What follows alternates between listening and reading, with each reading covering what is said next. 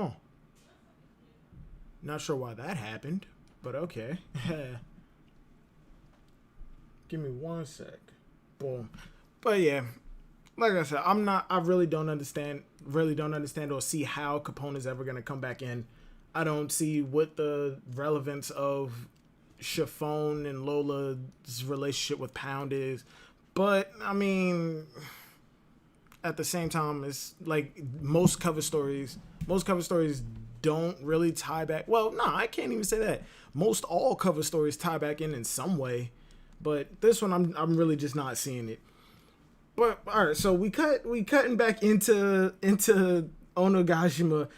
Everybody sees Drake coming down to attack a number. He's having a flashback of Kobe telling him how reliable Luffy is, and he's saying, excuse me, he's even going back to saying, yo Joker, what's going on?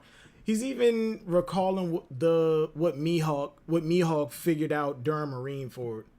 Oh no, he's even like recalling what Mihawk figured out during Marineford.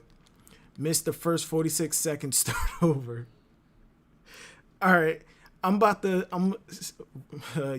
fine as fuck though. Yamato's amazing. I don't know why I like Yamato so much. Her color scheme though, for the most part, we got what we wanted out of Yamato. You know, the hair color and everything. I expected Yamato's skin to be a little bit darker, and not because of like inclusion or anything, but it's because of how Kaido is. And seeing as how Kaido is the only one of her parents that we actually see, I guess my mind just instantly went there.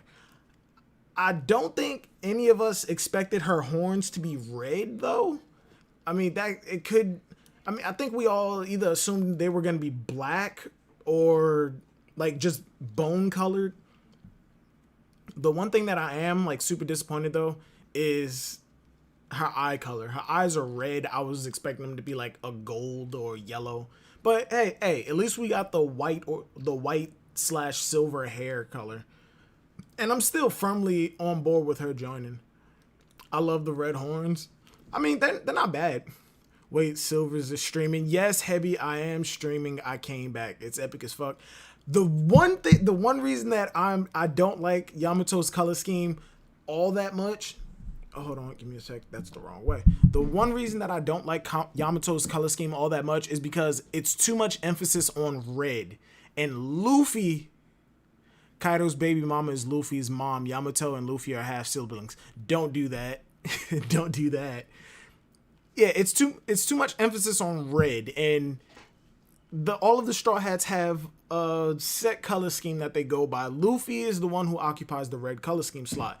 And if I want Yamato in there, she can't hold the red color. She can't have red. No, that's why I was so on board for her to have golden eyes, silver hair. She could have had the gold. She could have had a gold color scheme. But hey, I'm still on board for her joining. I'm not I haven't wavered or anything in that regard. Un momento, I need to figure out how to angle this a little bit better. Now we're gonna turn it like that. Oh no! I really hope my monitor don't fall. For now, that's gonna have to work. Oh no! Is the camera like shifting? What the hell?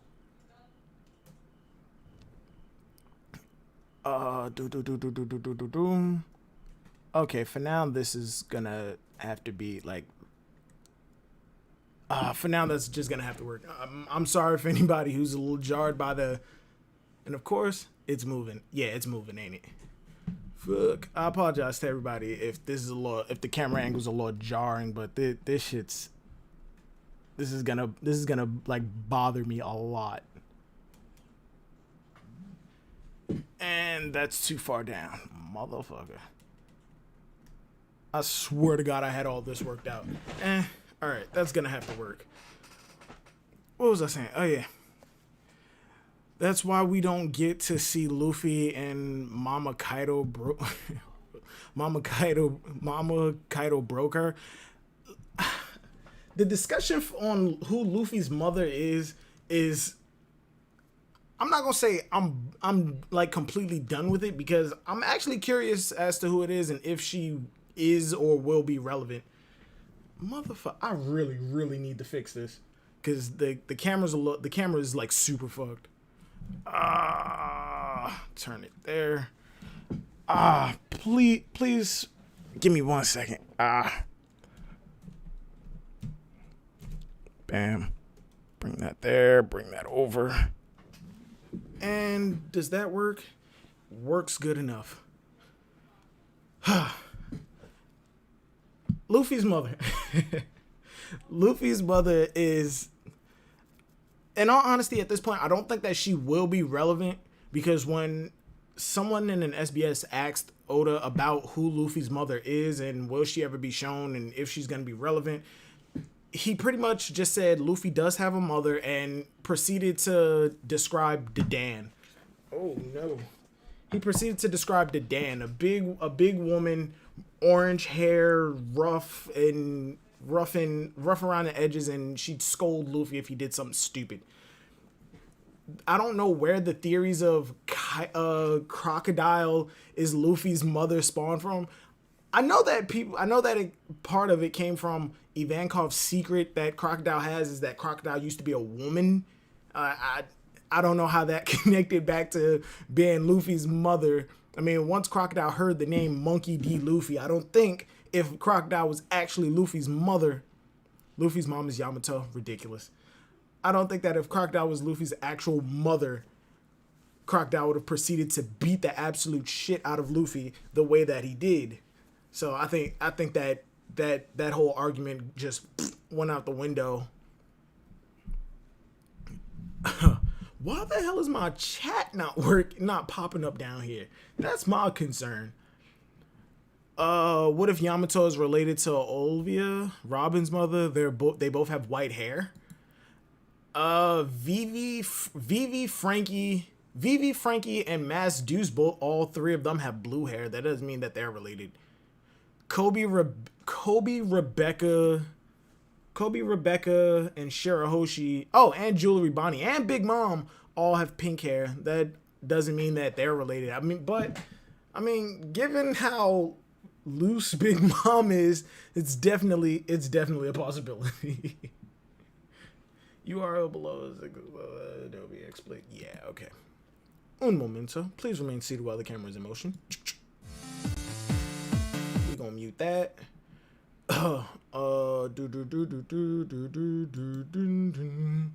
Displacement. Oda is good when it comes to character designs. Yamato is honestly perfect.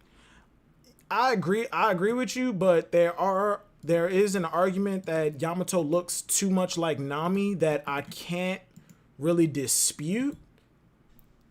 You know, you really can't argue it. Yamato does look a lot like Nami. She looks a lot like Nami. But the more you look at her, the more her personality starts to come out, the more you can start to, the more you start to realize that, yeah, Yamato and Nami are two different characters. Like you start to look at them and you start to place personality traits and stuff, and that's when their features and their character features start to seem a lot different, especially with the expressions that they make. Silver's slut shaming Big Mom. Big Mom's a whore. Big Mom is a whore. I don't care what anybody says. Big Mom is a whore. Well, no, I can't even say that about Big Meme, because she has a plan for everything that she does, and it's honestly terrifying how far in with that plan that she's actually gotten. But back on the chapter, Drake tells Luffy that he can't tell him why, but their goals to take out Kaido are aligned. It's pretty much the same. And Zoro hops in, pretty much telling him, don't give me that bull. Don't give me that crap. And he's against the alliance, which I actually like that Zoro stepped up for this. One, Vice Captain, I keep putting this hand up, forgetting that my camera's jacked. Luffy, Zoro's Luffy's Vice Captain. I don't care what anybody says. Sanji's more qualified to be vice captain. Nami's the actual vice captain. Oda said it. Usopp said that he's the vice captain if he's not the captain. Shut up. Zoro's the vice captain. Zoro is the first mate of the Straw Hat Pirates. He's the vice captain. I like that Zoro stepped up, and I like that it's not just Zoro who's against this alliance. It's Frankie and Jinbei who both voice up, who, you know, they step up to let Luffy know, yeah, this we can't just throw in with this dude. And if you go back to Marineford, it's almost a little bit like that. How you can't just instantly trust somebody's words who came from the opposite side. You were just fighting against this guy, and now he jumped on your side to to try and tell you the truth. Look at what Akainu did to Spandine? No, not Spandine. Fuck. I should know this. Why am I blanking on his name? Somebody help me out. I can't remember what his name is. But yeah, Akainu came out and just said, yeah, Whitebeard is selling all of you out for Ace. You're all gonna die, but not Ace. And you can't just trust somebody on the opposite side. And I like that Oda put this in. I like that Oda put it in that it's not just Zoro that voiced out. Hell, it's not even just Jinbei. Frankie chimed in too. And even when Luffy said I'm sure he's on our side, he can be trusted, they jump in and just go, Mihawk over Yonko, Mihawk over Kaido. We gonna get to Kaido. We really are. You know, I said we're gonna jump around. But yeah, I like that Oda's sticking to his shit. Mihawk over Shanks, watch your mouth. Ain't nobody over Shanks. Ain't nobody over Shanks. Ugh. Ain't nobody over my boy Shanks. Shanks over Rayleigh. Ain't nobody over Rayleigh. Dofi over Kinemon. Kinemon over Kaido. What? All right, let's talk on this for a second before I lose it. We about to talk on this. People are saying that Kaido is weak because he's getting beaten. Kaido's not getting beat. He is not losing in any capacity. Hold on, give me a second, because I think I know what I got to do. We're going to delete this. Remove. Yes. Browser.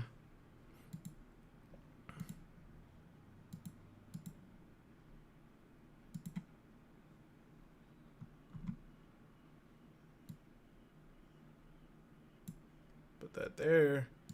Right click. Properties. What the hell? There we freaking go. There we freaking go, man. Why was that so hard? That should not have been so difficult. Why was that so difficult? At least now I know how to fix the problem from now on. I know how to fix this problem from now on. All right, bam. All right. What was I saying? Kaido is not getting beaten. All right? He's not. Kaido is not losing in any capacity. He is doing exactly what Oden told him not to do. He said, Oden told Kaido, don't underestimate my samurai. Don't underestimate the samurai of Wano. And that's exactly what he's doing. He looked them in the face and thought they were absolute bugs. And it is not impossible to harm Kaido. It's not. It is not impossible. People thought that it was impossible because, you need ridiculous levels of haki. No, you need a technique that involves haki. Not just ridiculous amounts. And in Wano, old Wano specifically, that form of haki is pretty much just normal for most good swordsmen. Kinemon and learned it. It's not impossible to actually think about. It's not impossible. And if you look at the damage that they're doing to Kaido, it's the bare minimum. It's the bare minimum. It's not that outrageous to think about, to believe. I'm not understanding why people are losing their shit, saying Kaido would lose no matter what. Why did Kinemon and them even need allies when they're soloing Kaido like this? First off, he's getting beat by 9 niggas. By 9 niggas. Kaido is getting jumped by 9 dudes, and on top of it, but when you actually let it sink in, Kaido is looking bad though. He's really not. He's really not. Kaido is not looking all that bad. I don't understand why people are losing it like this. Kaido is looking weak. What did you expect? What, you expected them all to go up there and army versus one man and then just instantly one shot everybody with one move? Whitebeard, the strongest man in the world. Granted, he was old and sick at Marineford. Even he brought his allies when going up against an army. Even Whitebeard brought his allies. The man could have sank Marineford if he wanted to, but he still needed his allies there. Because you can't, it don't matter if you're fucking Godzilla. It don't. Which is what Kaido pretty much is. Going up again, look at the old kaiju movies. They sent in the army before they sent in Mechagodzilla. They sent in the army to whittle him down. You can't just throw your queen in onto the board and just instantly rush for the king. It's not going down like that. You got to get through everybody else, which is why Kinemon and them needed allies, which is why they needed strong allies. It really bugs me that people are looking at these chapters and going, Kaido is looking so bad. He's not. The only person to ever scar or wound Kaido was Oden. His people, his fucking people are the ones going up against him. Why is it so hard to believe that they can actually harm him? And the crazy part is, it's not even it is all of them. But every single person isn't a major damage dealer. Luffy had to learn this.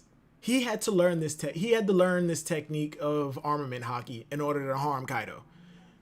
Kinemon and them worked under the only other person to ever actually scar Kaido. I don't see why it's such a stretch to believe that Kinemon and them could actually harm him. What I will say is a little weird, which kind of like boggles me, is the fact that as much as Kinemon is doing right now, he was so afraid of Doflamingo. He was so afraid of Doflamingo.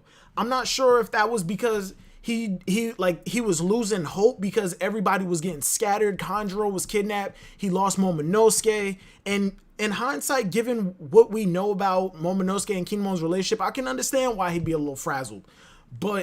And the fact that Doflamingo isn't the main fight, the main big bad. So for Kinemon to fight right now would be kind of pointless. But Jesus, the way they made Kinemon look up until this point, it kind of makes no sense that Kinemon is able to look Kaido in the face like this. It really doesn't.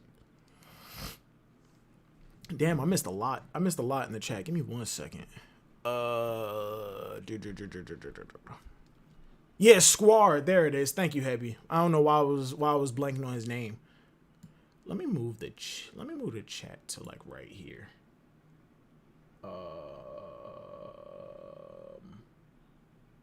Fuck. Oh, right there. Slut shaming Big Mom. Big Mom is kinda loose. Oh, the reason that I'm not gonna say Mihawk over any of the Emperor's Joker, and I know you're probably saying this is mean, but you'd be surprised how many people on Twitter are actually taking this as like, oh my god, confirmation. Let me see if I do it like this. Will it stay?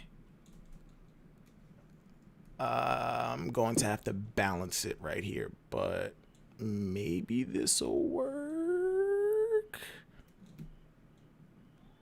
No, that's not gonna work. My voice probably loud as hell in this shit right now. But I don't care. I need to.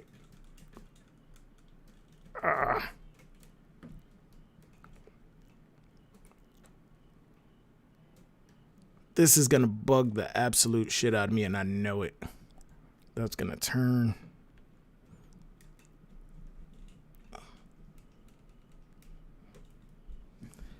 That's gonna bug the absolute shit out of me, but right now, that's a luxury I can't really afford to care about.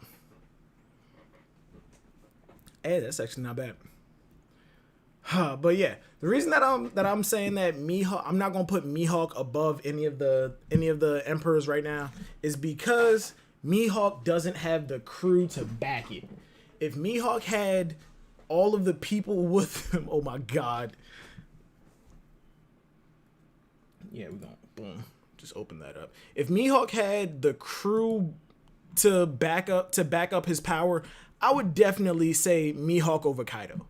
I definitely would, but being an emperor isn't just about being like ridiculously strong. I mean, look at Whitebeard. Technically, in all honesty, I don't even think Whitebeard wanted to be an emperor. His whole dream was he just wanted a family. Oh, that works. That doesn't. Yeah, Whitebeard's whole thing was he just wanted a family, so Mihawk, if Mihawk had the army behind him, he would absolutely be one of the emperors. In my opinion, no doubt about it. There would be no doubt in my mind that Mihawk would be one of the emperors. Oh no. Yo, why is my stream falling apart like this? This is what happens when I take too much of a break. Dofi, Kinemon, Kaido?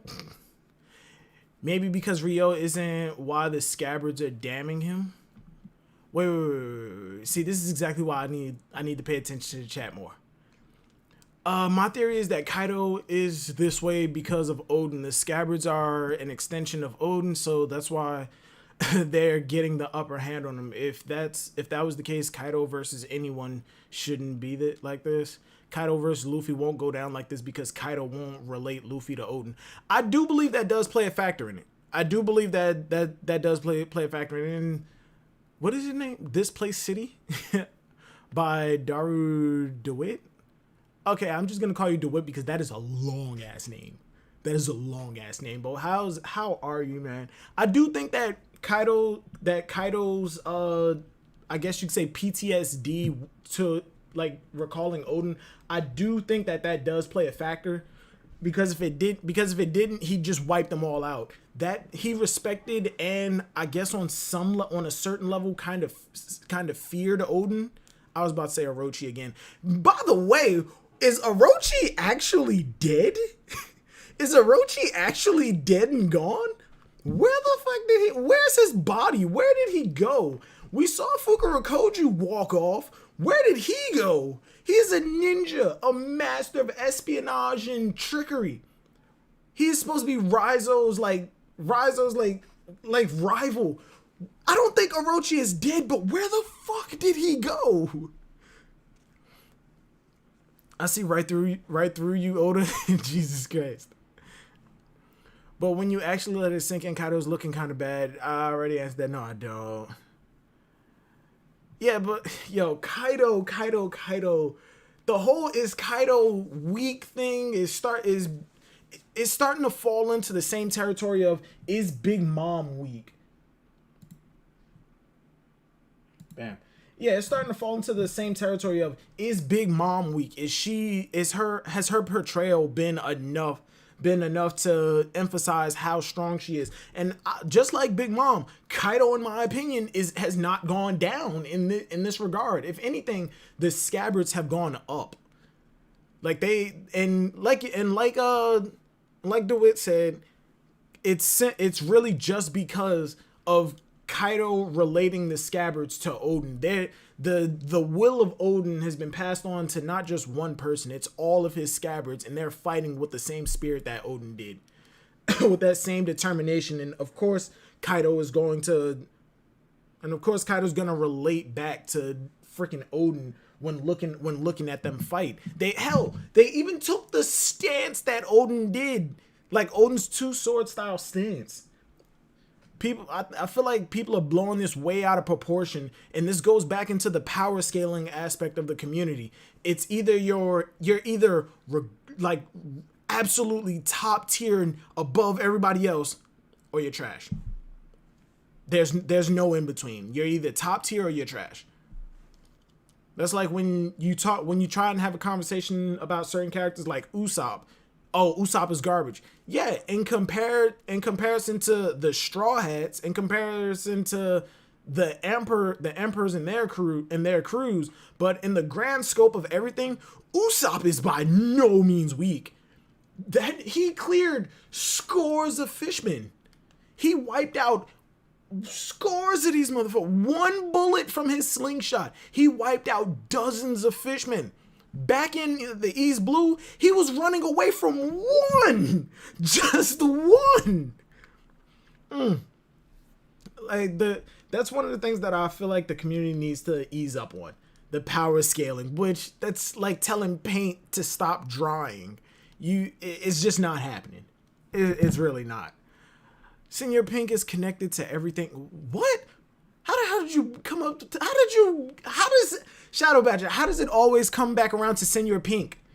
I ain't talked to you in a minute, but for some reason, every time me and you have a conversation, it always goes back to Senior Pink in some way or another. Boro Breath is not that crazy. It's just big. Boro Breath is just fire. It's just fire being shot out. It has crazy destruction, sure, but if you have a way to counter it, you can counter it.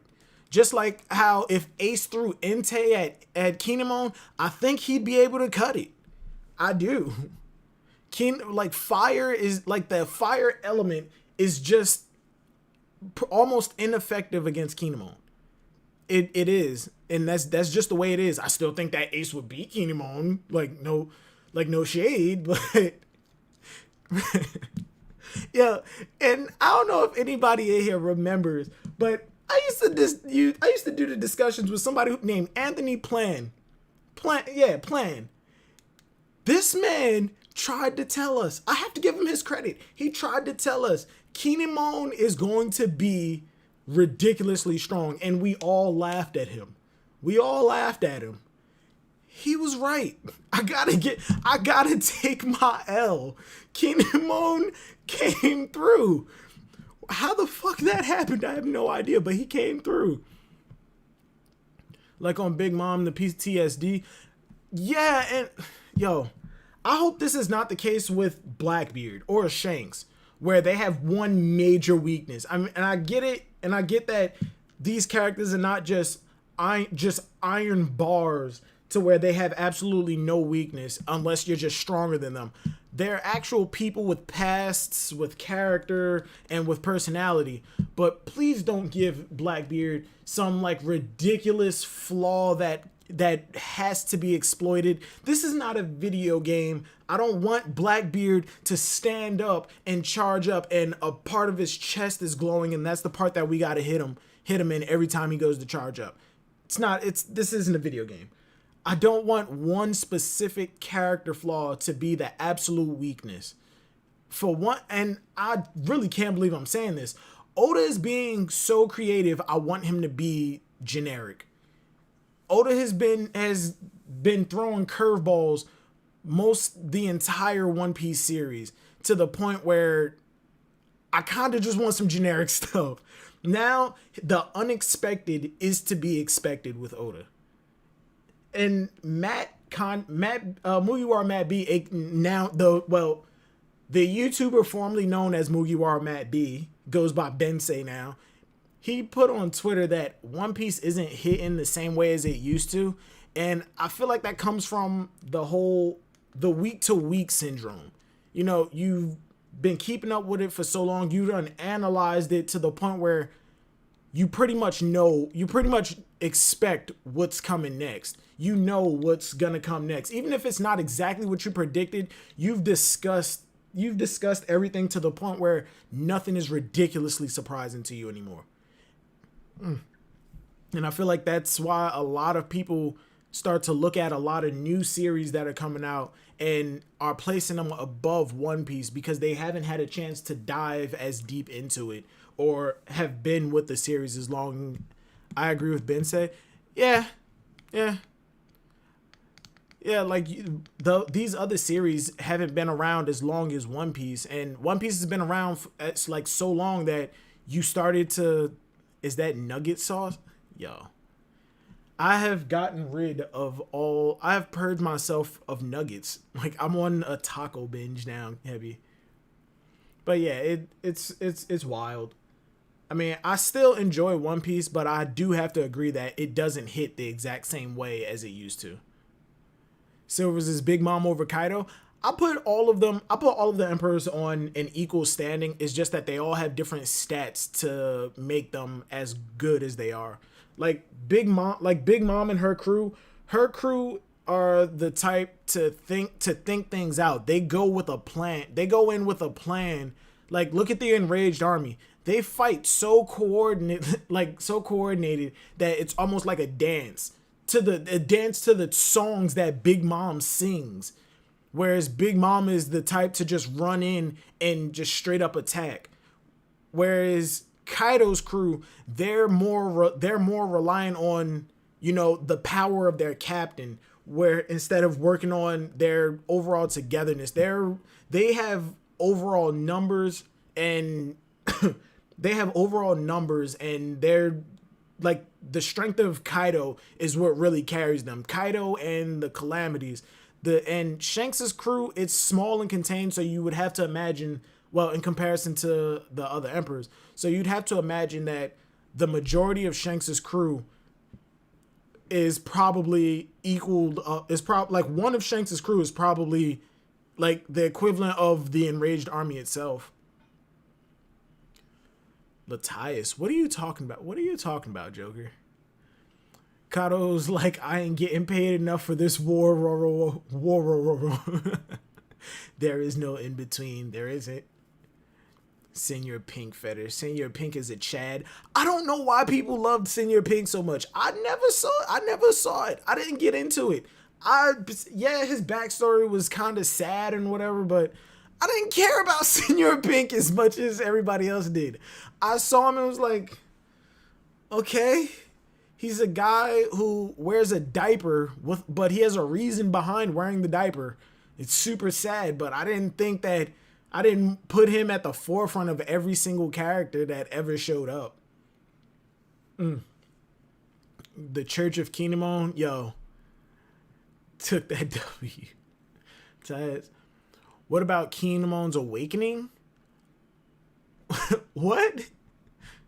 Scartoon, what? What about Kinemon's Awakening? You seen that swag in the past? Yo, what's going on, Christian? Wait, hold on. Can we go back? What about Kinemon's Awakening? What would Kinemon's Awakening even be? He puts a leaf or a rock on his head or yours and poof, you're wearing clothes. Or he can make a gate that instantly changes your clothes. What would that awakening be? It's because he's a Haikyuu fan. I read Haikyuu. I like Haikyuu, but I'm gonna stop right there because I don't want to get massacred. I haven't watched Haikyuu full. Not yet. I'm hungry. Man, Joker. Kinemon Awakening Gucci and Burberry. Loker. Yo, chill out. Shake my head. You like Dobby. Everything you say is irrelevant. Okay, first off, this is a One Piece discussion, but I'm just gonna move to the side for a second. The best villain in all of My Hero, bar none, aside from Stain, is Twice. Twice is the best character on the villain side, bar none. You can disagree with me if you want. Fight me. Back on the chapter. It's been what? How long we been going? Jesus Christ. Oh, 40 minutes. Is Dobby? Hell no. To hell with Dobby. Oh, he might be Todoroki's other brother. You said Todoroki's other brother went missing or something happened to him, and then you introduced this dude with blue fire and he knows Endeavor somehow. Something happened. It's not hard to make that connection. Twice is really good. Twice is amazing. It's not hard to make that connection unless it's just a false flag. Oh yeah, freaking Usopp shoots he shot page 1, and then when Ulti turns around and goes, who the hell did that? Usopp's behind Nami mimicking her. Well, I guess he's trying to mimic her voice. Dabi is GOAT. Jesus Christ. Dabi's a pyromaniac. Okay, that's the extent of him. He's evil incarnate. I'm fire. I'm blue fire, the hottest fire. Dabi's cool, but twice.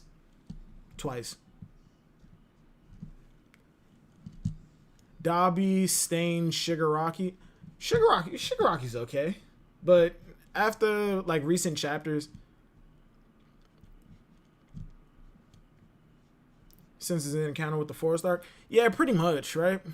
Dabi was predictable as Todoroki's brother since his encounter in the Forest Arc. A lot of people predicted it, and if it does come true, everybody can say, yeah, I saw it coming. If it's not true, people are just gonna call, oh, too many people figured made the connection, so he changed it up. Twice is amazing. Twice has a lot of depth to him. But back on One Piece, I really like Eraserhead. Is a good side. Eraserhead is my favorite character on like our side in the pro heroes. Back on One Piece, Usopp is pretty much starting the 2v2 with Nami. Usopp and Nami versus Ulti and Page 1. I want to see how this goes down because Yamato was kind of handling Ulti the same way Mihawk was handling Vista, parrying and blocking while the mind was somewhere else.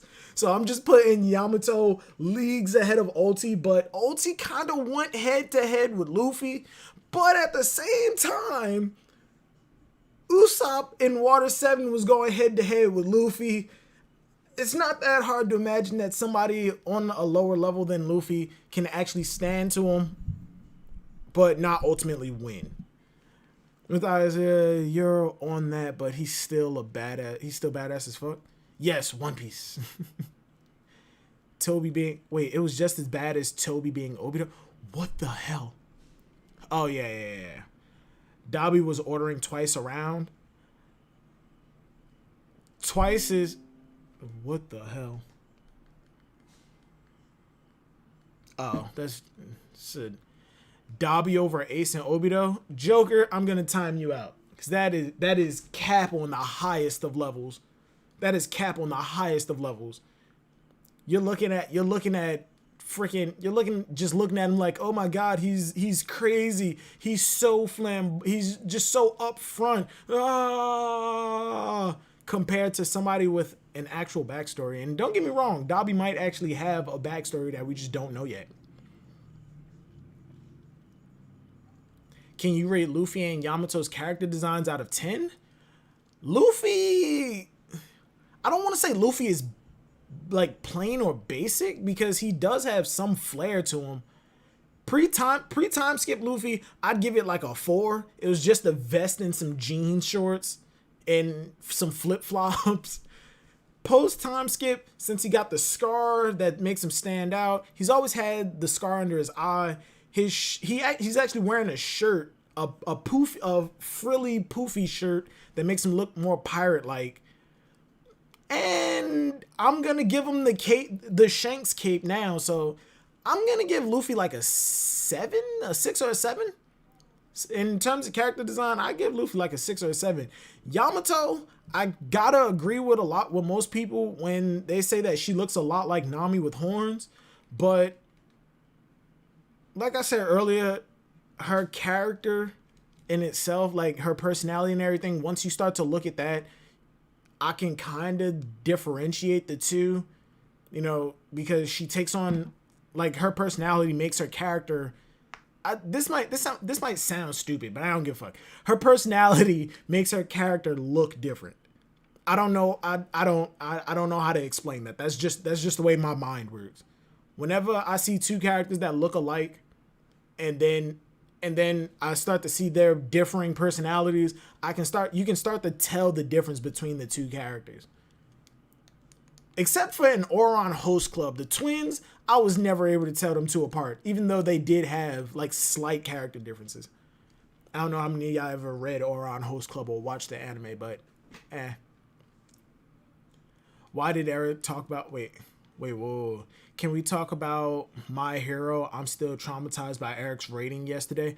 I did not catch the stream yesterday. I've been like super busy the past couple, I guess you could say, weeks.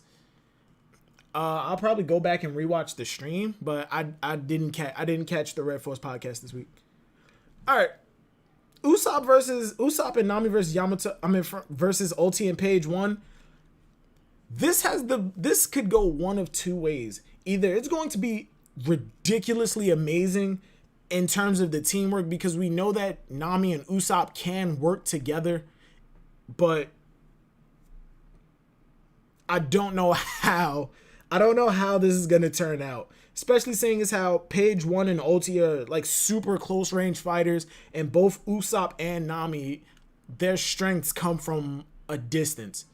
We've seen Nami fight somebody who was mostly close range with Khalifa, and Usopp when he tag teamed with Chopper, I guess.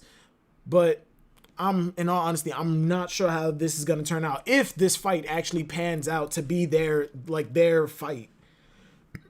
Luffy and Sanji are running away, and Luffy's senses go off. He tells Sanji to cover his ears. There are so many people saying that this is future sight. This is absolutely future sight. While I am of the belief that Luffy does have future sight, and he is proficient in using it, until we get that panel that emphasizes Luffy actually using future sight, that first panel that emphasizes Luffy's future sight the way Katakuri's was when he first used it, I'm not going to say that specific part was future sight. It was just observation hockey. That's how I'm looking at it. Until we get that panel of the zoom in with the action lines going into Luffy's eye, and we see the future playing out off to the side, and then Luffy says, yo, do this, I'm not giving it future sight. I'm just not. Observation hockey is already a sort of precognition. Everything doesn't have to be future sight. If that's the case, the Boa sisters have future sight. But yeah, Luffy tells Sanji cover his ears, blah blah blah. Apu is back in the picture. The 10 of you have laid waste to countless towns. Yeah, the numbers and all that. The numbers pop in, blah blah blah. The thing is, the numbers are they mean absolutely nothing in this in this, like absolutely nothing. Luffy and them compared the numbers to the size of oars back in Thriller Bark, and he said back then it took the entire crew just to take out one, and now he's like, we're different now, and they all just sit there and smile. That implies that Usopp can take out Usopp can take out oars from Thriller Bark. I love it, but at the same time, I kind of like show don't tell. Like real shit, show don't tell. Hey, Jump Festas this year will be online. Do you guys know if us in the West will be able to watch the Festa for the first time in my memory? I'm not sure. I'm really not sure. I've never watched Jump Festa in any capacity. I've only read the news after the fact. Shanks is not God Lord. You're right. He's not God Lord. He's God King. A Lord is beneath a king, bro. Like Joker. You got to understand. Like, yeah, you gotta understand, the Lord is beneath the king, man.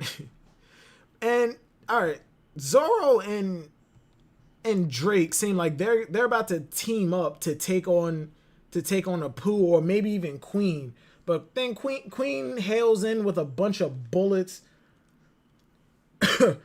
and apparently these are some type of special bullets. Maybe they're the plague bullets or whatever, whichever.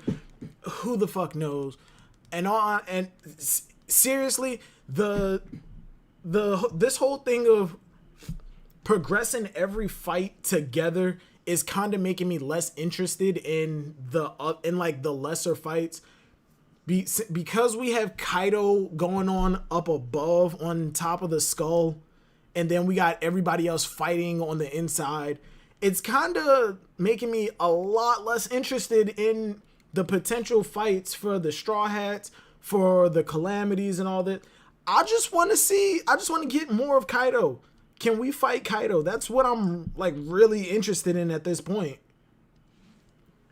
Oh yeah, and in this chapter we also saw the Sulong forms of Nekomamushi and Inuarashi. And honestly, I think this is what most people predicted that they'd look like. A lot of fan art just took this. The flame looking fur that Carrot's tail looked like. And shit. Like, I don't know what else to say. They look badass. Rest in peace to the giant sheep, to the sheep that Nami was sleeping on, by the way. It looked like he has a sword in his chest. That's kind of fucked. Oh Lord. Really? Wait. A king is a kingdom, a lord is a whole millennia. It depends on how you're looking at it. A lord could be lord of a certain area, of a specific area, and they're beneath the king. The king appoints a lord of this area. The Sulong forms were meh. I like Inu's transformation more. To be honest, I really don't know what to think about them. They look like monsters. We saw everybody else transform, and when we saw the group of minks with what they look like, you can kind of make the connection on what Inuarashi and Neko would look like. So in all honesty, I don't know why Oda put off showing them for so long. When everybody transformed, he could have still had this panel of just the two of them, without like taking away from the fact that it's the entire army. Kinemon thanks the minks, which, like, what did they really do aside from take out the fodder that came from downstairs? Kaido shoots out his breath attack. Kinemon slashes this shit.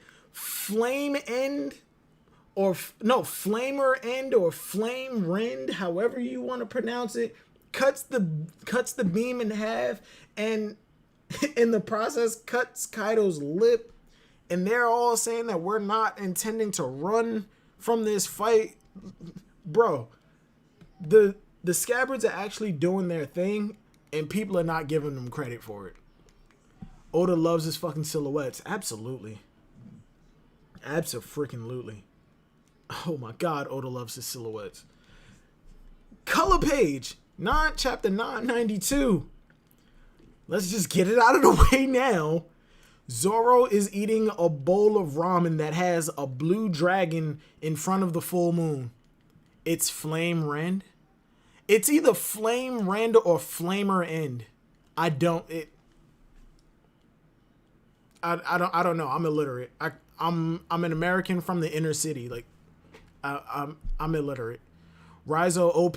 We gonna get to Raizo too, because we need a goddamn explanation on how the goddamn ninja powers in One Piece works. The man opened up a giant scroll. It absorbed a flaming beam, and then redirected it. Either tell me what Raizo's freaking abilities are, or explain how the ninja's abilities work. Rend is a cut. Oh, okay, so it's Flame Rend. Okay, yeah, so it is Flame Rend. It's not Flamer End. Yeah, that doesn't even make any goddamn sense. It's Flame Rend. Okay. I gotta point it out because I did notice it. It's a devil fruit. Okay, Rizzo has a devil fruit. But what kind of devil fruit? The man, I get that him disappearing behind smoke, that could be explained as just suppressing his presence, smoke bomb, distraction, and then run away.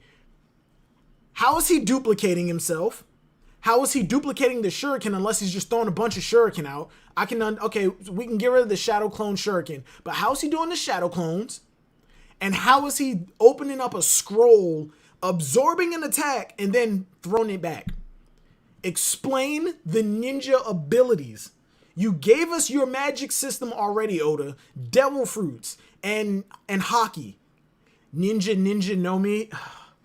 If Rizzo has the human fruit model ninja, the human fruits can do anything.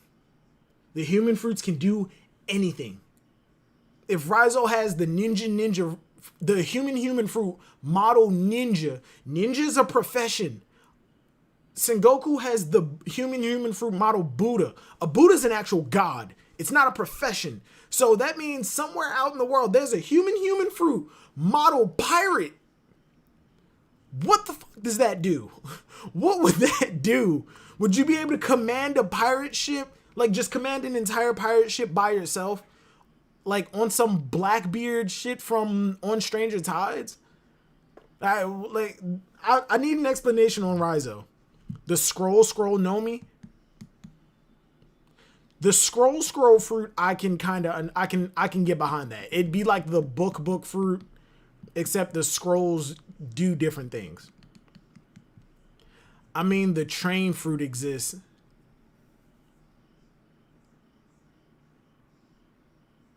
I think that was a cart fruit, but I think it's not confirmed that it's a devil fruit.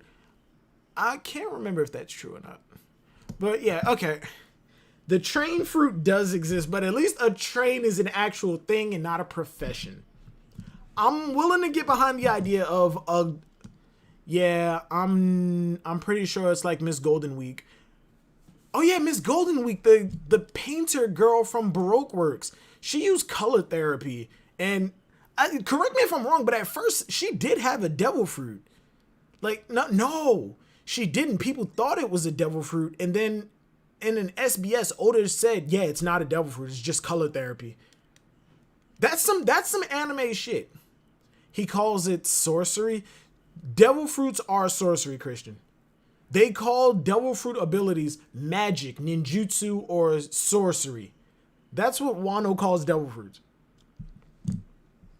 Bro. Alright, Zoro eating the ramen out of a bowl with a full moon with a blue dragon. Shout out to Al Fiji because he said it on Twitter first. I noticed it when I was reading through this chapter, but Fiji said it first. Zoro, I am a strong believer that Zoro is going to play a big part. Ninjutsu is a combat style that ninjas use. It is in real life, yeah. In real life, yeah.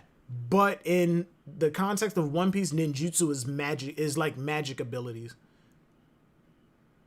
No, stop it, heavy, yo. But the samurai called devil fruits ninjutsu. Yeah, that's my point. Yeah, right? Alright, but I'm a firm believer that Zoro's going to play a big part in damaging Kaido. At one point, I thought Zoro was going to be the one to cut Kaido and reopen the wound that Kaido has. Apparently, that was reserved for the scabbards. Removing that, I feel like Fiji. Oh my god, I feel like Fiji might actually be right. I still don't think that Zoro is going to be the main player in the Kaido fight. I don't think it's going to be Zoro being backed up by everybody else. But Fiji might actually be right in the sense that Zoro is going to defeat Kaido. Not Zoro's going to be the one to kill Kaido. I don't think that. I'm not behind that. And I'm not going to even say that. But Zoro might be the one to get that final blow on Kaido. He might there. You have to acknowledge the possibility.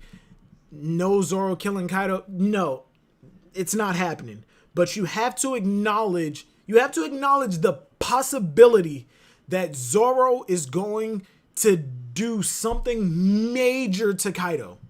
Something major. The possibility. Wait, mid Fiji, right? Look, Zoro is going to play a part in the Kaido fight. I don't think anybody can dispute that. He is going to be able to do damage to Kaido.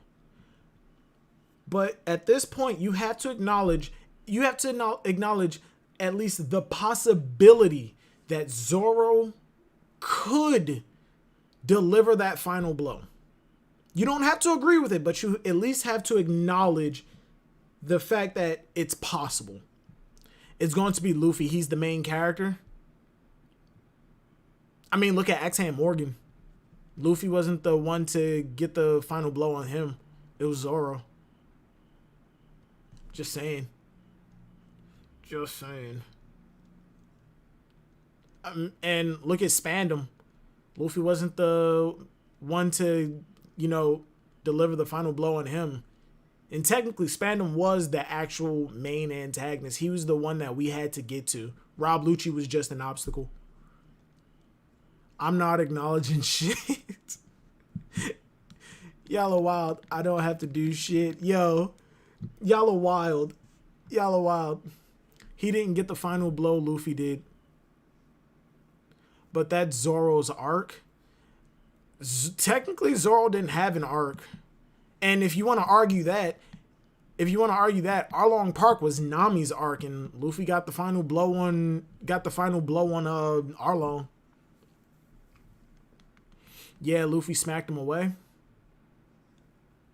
No, he wasn't. It was Rob Lucci. Rob Lucci was the obstacle. The person that we needed to get to was the one that we needed to get to. The leader of CP9 was Spandam. I'm not arguing this. I know Rob Lucci was the strongest person there. And I know Luffy was fighting the strongest person. I'm not arguing this.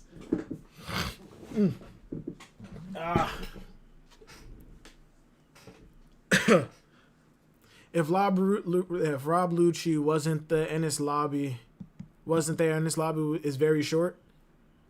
I'm not arguing that. I'm just saying that he wasn't the big, he was the big bad, but he wasn't the boss. In terms of a fight, he was the boss. Because I know somebody's going to be an asshole, especially you, Joker. I know somebody's going to be an asshole and bring that up. Oh, Rob Lucci was the boss of that arc. Yes, in terms of the fight. But Spandam was the boss of CP9. I'm not arguing this. I'm not. Stop fighting or I'll time you both out. Yo. Yeah, so Luffy always gets the final blow. I disagree, but hey, that's just my opinion. Like I said, Zoro, possibility, he could actually get the big blow. I think that the person who's going to get the most credit in this arc might actually be Kid. So Shigi is so trash, Shiori is making moves on Zoro. Okay. I'm arguing. Yo, y'all are ridiculous.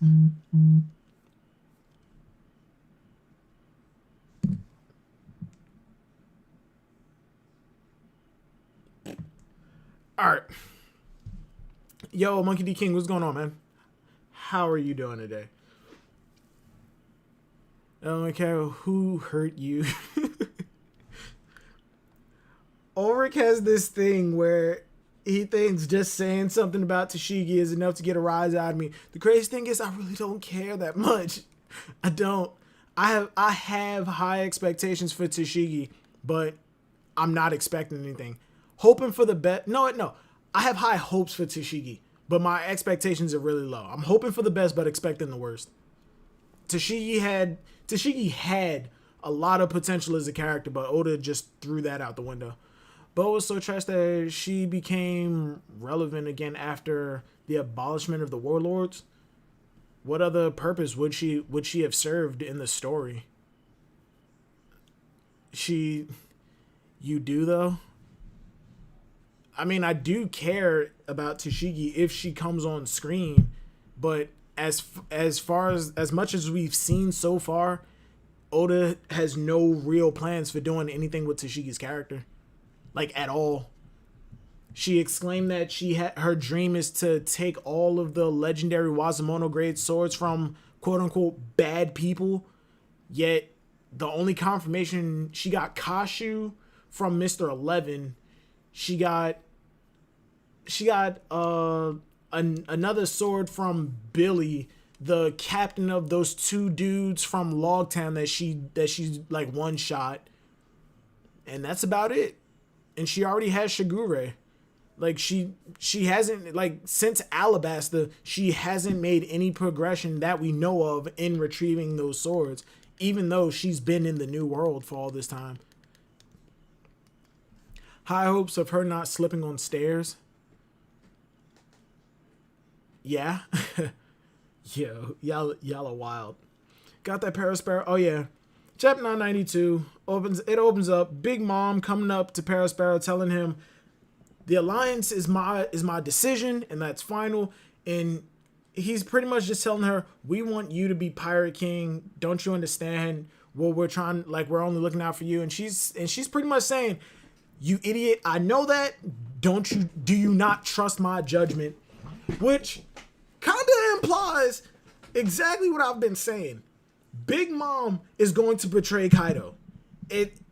Robin said it before, and the whole idea of betrayal in an alliance has been looming over us since Law.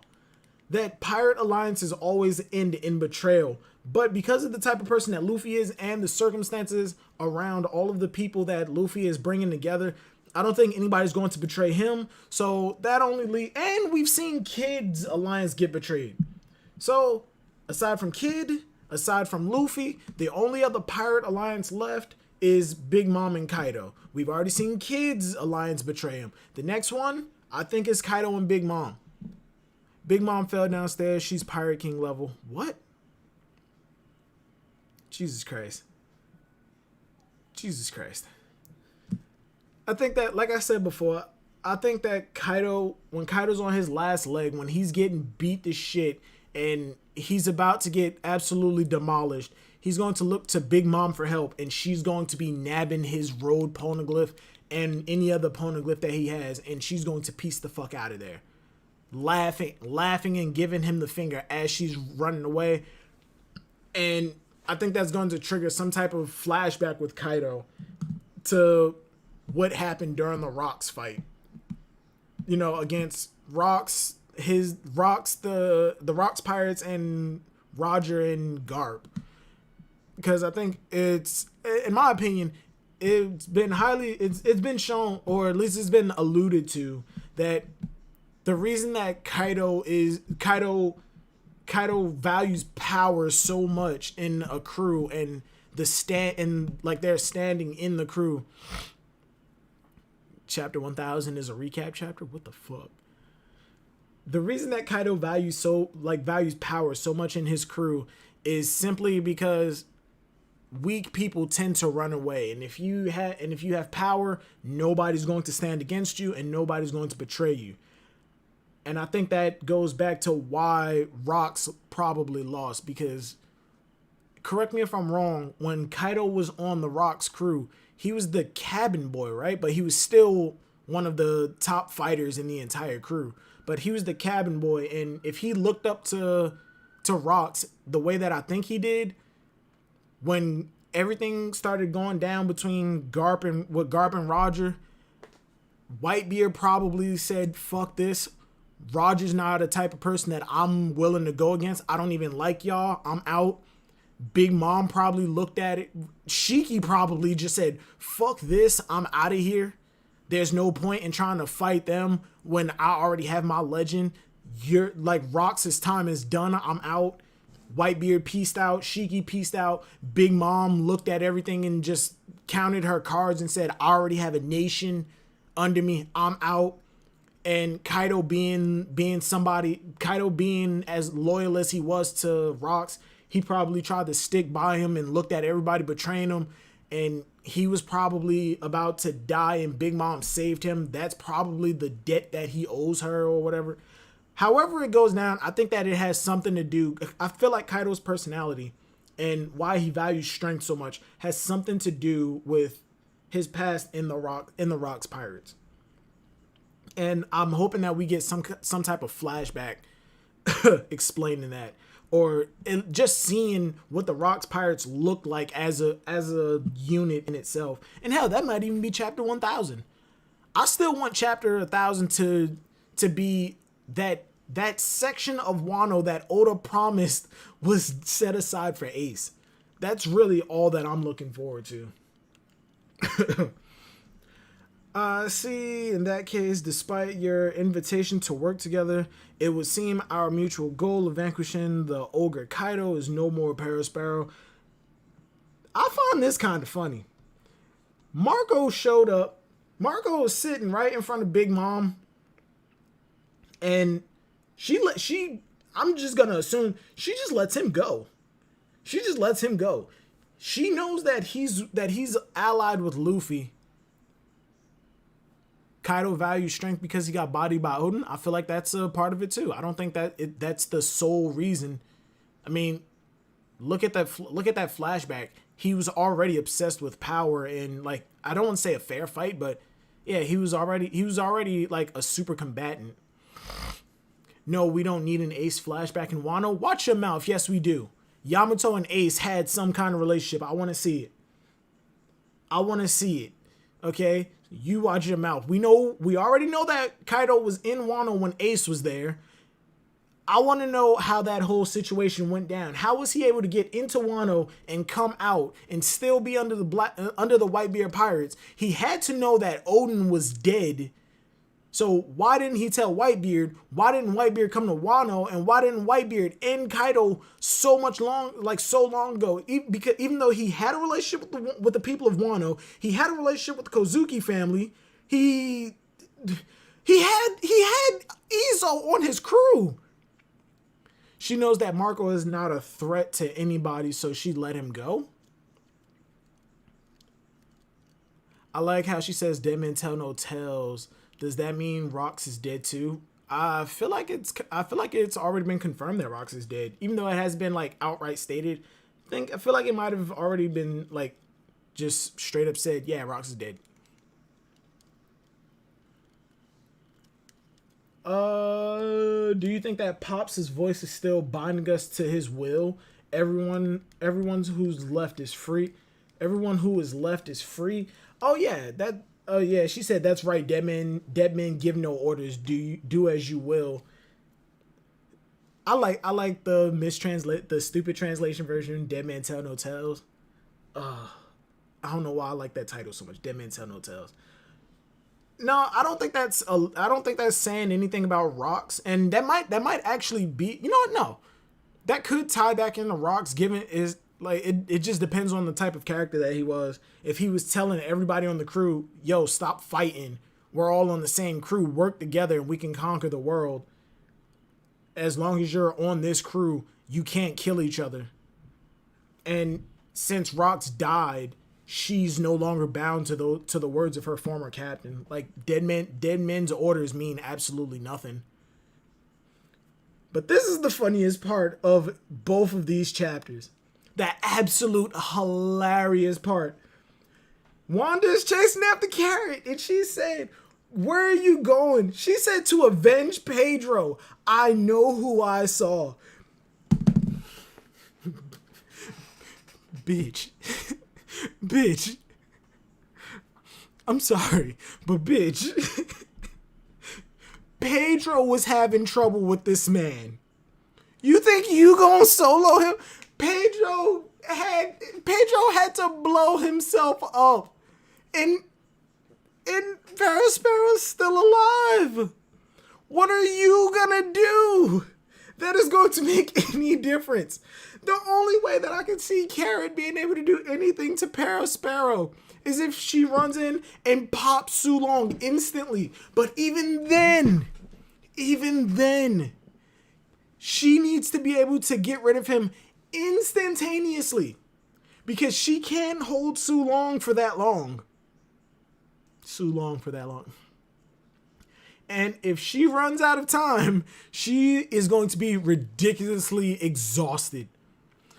I feel like it meant to be for both Rox and Whitebeard. Yeah, that's probably what it is. But yeah, like unless she pops Su Long instantly and goes at Perospero and takes him out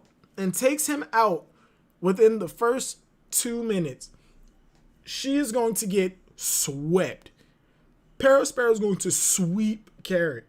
I don't see what she is planning on doing to avenge Pedro. The man can create candy walls so solid that Gear 3rd was not able to break through it. It had to be melted away with Red Hawk. Yes, Carrot is fast, but Iron Maiden, the man can lock himself inside an Iron Maiden and just step out whenever he wants to. Carrot needs to go in with a plan, otherwise she's going to get no diffed. She's going to get no diffed. I do not believe in Carrot at all. I don't believe in Carrot at all when it comes to this fight. Moving on. We just get a montage of what everybody else is doing. Luffy is running past while the samurai make openings for him. In the banquet hall, Black Maria is playing her shimmies in her fucking shimmies in, or however the hell you say it, to, I don't know, set the mood, while Shinobu and Momonosuke are still running away from Yamato, who wish to be united. Oh yeah, she's saying wait up. Still running, and they're still running. Why, I don't know. Momonosuke looks like, the expression on Momonosuke's face looks like he's actually considering like hearing her out or whatever. But Jesus Christ, I feel like Oda is starting to drag this on a little bit. Then we get this beautiful spread of Kaido and the Scabbards running at, like, charging at each other. Kaido's roar explodes the ground. I think it might have just turned into thunder, or that just might be for dramatic effect. Chomping at them while they're mid-air. Oh no, wait, no, that's not thunder. His roar is turning into lightning. Oh, it is turning into lightning. Okay. Boom. Like the fight is actually turning out pretty good.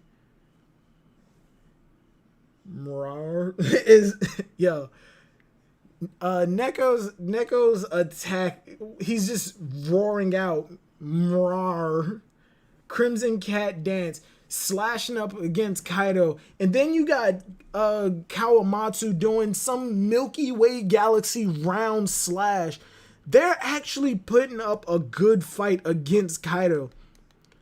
And back to what I was saying earlier, people are saying, a lot of the community is saying that this is bullshit. They shouldn't be able to do anything that they're doing, and Kaido should just be able to I'm not even gonna say one shot, no shot them.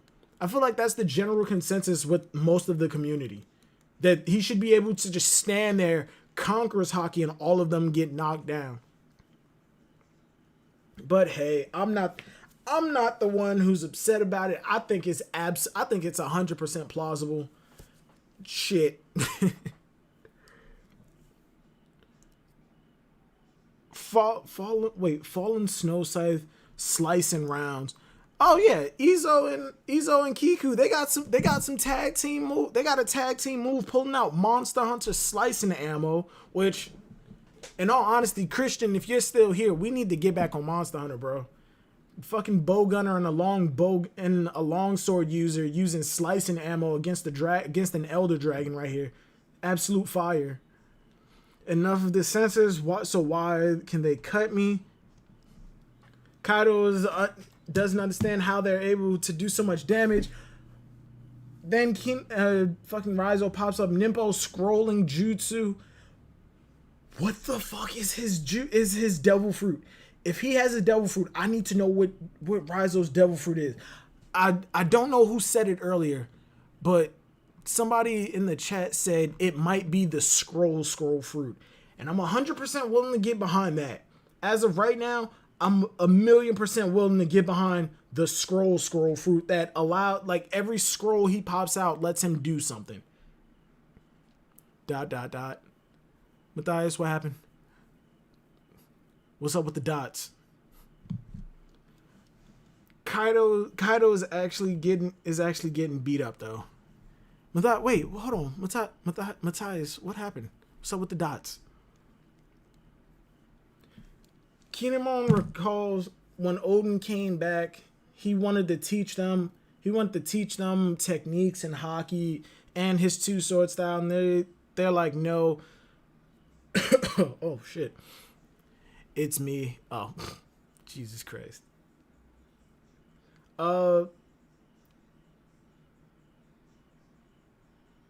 Shit. I just had a brain fart for a second. We find out that the scabbards have been fighting amongst themselves, getting stronger and stronger. Like they've just been fighting to see who's the number one spot, who has the number one spot at Odin's side. And I'm just gonna say it straight up. It's these four right here. It's the four that are front and center.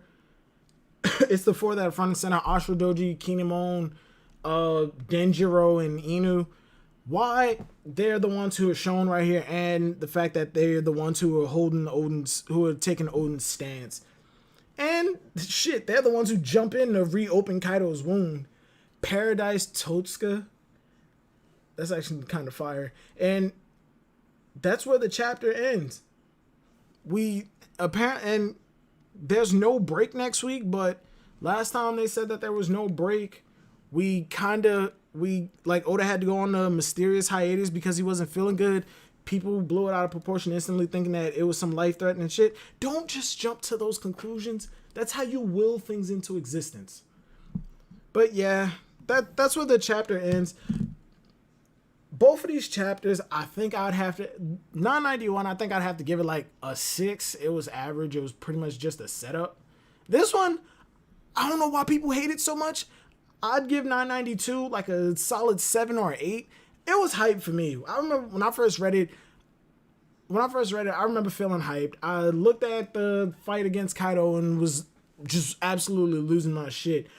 And I'm not sure if that's due to the fact that everybody else was hating on it, and that brought out a lot more of like me. That brought out my attention to the good sides of the chapter, and it lowered all of the bad things and made me push all of those thoughts to the back of my mind. But regardless, I enjoyed both of these chapters immensely.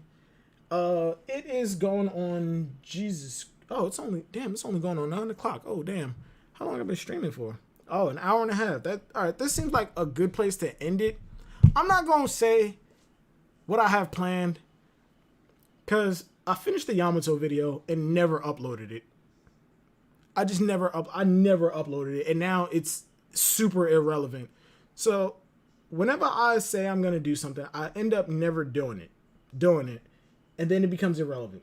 So what I'm going to do is just keep it to myself, and whatever happens, happens. Okay? So with that being said, have a good night, everybody. Take it easy, and I will see y'all later. Peace.